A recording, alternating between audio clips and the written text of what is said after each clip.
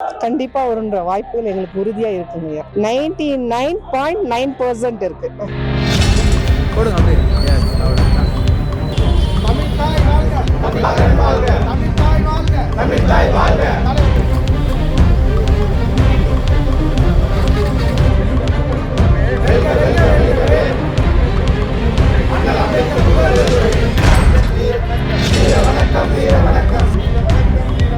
வீர வணக்கம் வீர வணக்கம் அன்பாக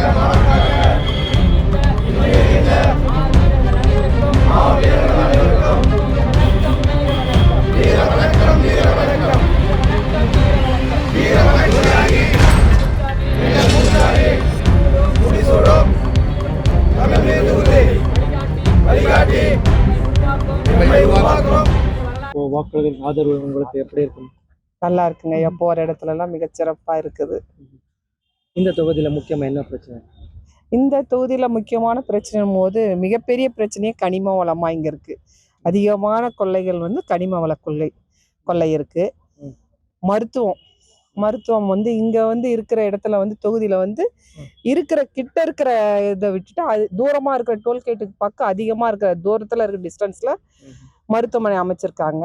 அப்ப இங்க இருந்து மக்கள் பயணிக்கிறதுக்கே வந்து டோல்கேட்டை தாண்டி போன ஒரு அவசரத்துக்குன்னும் போது பயன்பாட்டுக்கு இங்க உரிய வசதி கொஞ்சம் குறைவா இருக்குங்க. அதே மாதிரி மருத்துவர்கள் அதிகப்படியா இல்ல, மருத்துவ உபகரணங்கள் வந்து இல்லாத இருக்குங்க. அந்த சூழல் இருக்கு. இந்த முறை உங்கள் கட்சிக்கு வருமா? கண்டிப்பா வருன்ற வாய்ப்புகள் எங்களுக்கு உறுதியா இருக்குங்க. கான்ஃபிடன்ஸ் இருக்குதுங்க. 99.9% இருக்கு. ஓகே, நீங்கள் ஒரு சான்ஸ் கொடுத்தா என்னென்ன செய்யறது? நான் என்ன செய்வேன்னா முதல்ல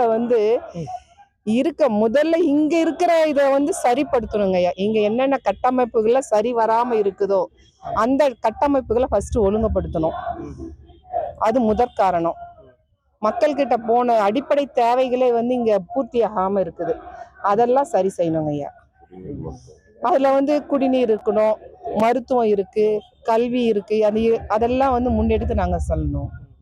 அதெல்லாம் நாங்க வந்து இலவசமாவே நாங்க கொடுத்து அது நாங்க இலவசத்துக்கு வந்து முக்கியம் நான் கொடுக்கல. இலவசத்தை கொடுக்காத நாங்க வந்து தரமானதா அவங்க கொடுக்குற இலவசத்தை நாங்க வேண்டாம். எங்களுக்கு மருத்துவம் கல்வியை நீ கொடுத்தனால இலவசமா நாங்க சரியானபடி நம்ம பண்ணனா அதுவே வந்து ஒரு முன்னேற்ற பாதைக்கு வழி நடத்தி செல்லும். நீ வந்து இலவசத்தை கொடுத்து மக்களை வந்து அடிமைப்படுத்துற. அது வந்து எங்களுக்கு இலவசன்றது கிடையாது. பெண்களுக்கு ஒரு மெசேஜ் கொடுங்க. பெண்கள் போது விழிப்புணர்வோட இருக்கணும். ஏன்னா வில்லேஜ் பக்கம் வந்து என்ன செய்யறாங்க, காசு வருது அப்படின்ற மாதிரிதான் எதிர்பார்க்கறாங்க. அந்த இது வந்து இருக்கக்கூடாது. பெண்கள் வந்து ஆண்களுக்கு சரி நிகரானவர்கள். பெண்கள் வந்து அடிமை இல்லைன்றத வந்து உணரணும். அதுதான் எங்க கட்சியில வந்து பாதி பெண்கள் முன்னுரிமை கொடுத்திருக்க எந்த கட்சியிலுமே கொடுக்கல. கொடுத்திருக்க ஒரே கட்சி வந்து நாம் தமிழர் கட்சி மட்டும்தான் பெண்களுக்கான சமமான உரிமையை கொடுத்திருக்குது, நிலைநாட்டி இருக்கிறது.